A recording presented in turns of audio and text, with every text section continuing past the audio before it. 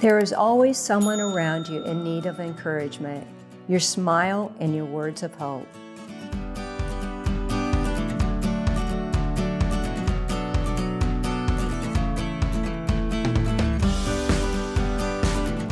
You know him as Lieutenant Dan in the movie Forrest Gump, Gary Sinise.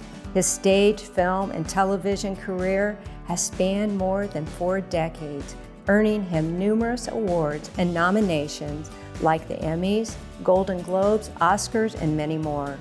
And you can find his star on the Hollywood Walk of Fame. In the midst of his career, Gary has stood as an advocate on behalf of America's service members, earning awards to name a few: the Bob Hope Award, the Congressional Medal of Honor Society's Patriot Award, and the Presidential Citizens Medal. But it hasn't always been easy for him, facing trials and heartbreak. Today, he shares his passion through the Gary Sinise Foundation, changing the lives of our veterans. This is his story. This is today's Nashville. This is faith. Gary Sinise, you are so loved around the world for your movies, your character, Lieutenant Dan, and what you do for our veterans. Thank you so much for inviting me to the Gary Sinise Foundation. I am so honored and blessed to sit down with you. Oh, thank you. It's a pleasure to have you here. You have been so busy. I read your best-selling book, and I want my friends to know everything about you. Let's start from the very beginning. You grew up in Chicago? Yeah. Born on the south side of Chicago. And I read that actually your name is pronounced, your grandfather changed his name. You're Italian. Yeah.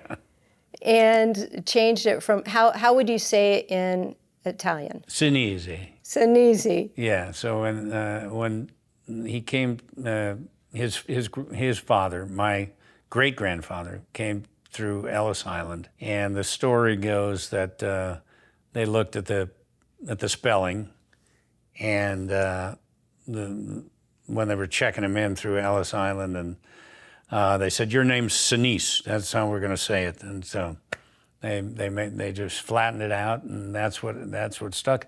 And he wanted to be an American, so he said, "Okay, Sinise is it." And so you came to Chicago. Like, there were 9 kids, and 5 of them were born in Italy. And then great-grandfather Vito, he moved to the south side from Italy, and they had 4 more kids, and my grandfather was one of those, Daniel. Okay, well, what was it like growing up? Some of the memories I have from the south side, very small little community that we were in. My parents had a very, very small house. I think they said it cost $19,000 to buy the house that I was born in and lived in as a kid. And I went to a elementary school there called Sandburg. I remember that. And one of the events that I remember very well is that's where I was when John Kennedy was shot. And I remember that day. I have pictures in my mind of that day, going to school and having them send everybody home because the president had been shot that day.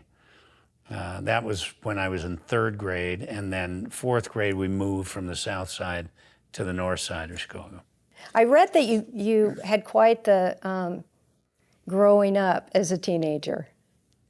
Well, I was, when you move, so like we moved a little bit when I was a kid. So we moved when I was about 9 years old, started 4th grade. We moved from the south side. I was in a little town called Harvey, Illinois. And then we moved up to Highland Park, Illinois, which is about 25 miles north of the city of Chicago. I lived there. I lived in Highland Park till I was about 7th grade or so. About midway through 7th grade, we moved out to another suburb called Glen Ellen, and I lived in Glen Ellen till I was till the end of my freshman year. Then my parents decided to move back to Highland Park. So I was kind of jostled around a little bit there, and by the time I got to a sophomore year in high school, I was playing in bands as a kid and that kind of thing, but academically I was not doing well at all. And the moving was kind of disruptive, you know, when you take teenagers, you know, out of their environment and plop them down with a bunch of kids they don't know. Even though we moved back to Highland Park where I'd lived, a lot of the kids I knew previously, before we moved to Glen Ellen, they had moved on and I wasn't really friends with them anymore. So I remember kind of struggling to find my niche in high school.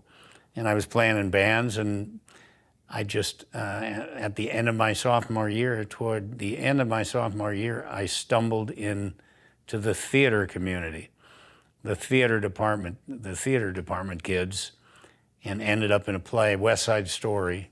And that's how I started acting when I was 16 years old.